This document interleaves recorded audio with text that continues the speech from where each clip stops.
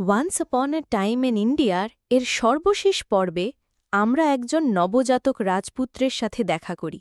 সে একজন মহান যোদ্ধার পুনর্জন্ম, কিন্তু সে এখনও তা জানে না। তার মা রানী অবন্তী তাকে ক্ষতি থেকে রক্ষা করার জন্য দৃঢ়প্রতিজ্ঞ।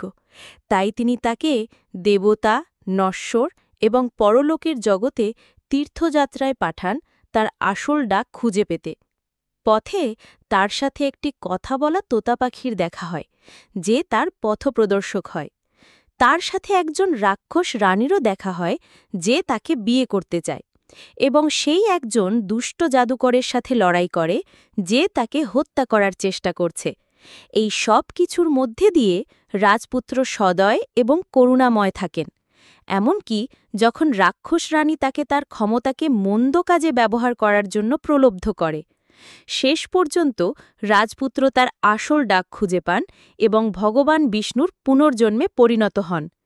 এটি শুরু থেকে শেষ পর্যন্ত একটি উন্মাদ যাত্রা, এবং আপনি বিশেষ প্রভাবগুলি বিশ্বাস করবেন না। বিশ্বাস করুন, এটি বিশ্বাস করার জন্য আপনাকে এই সিনেমাটি দেখতে হবে।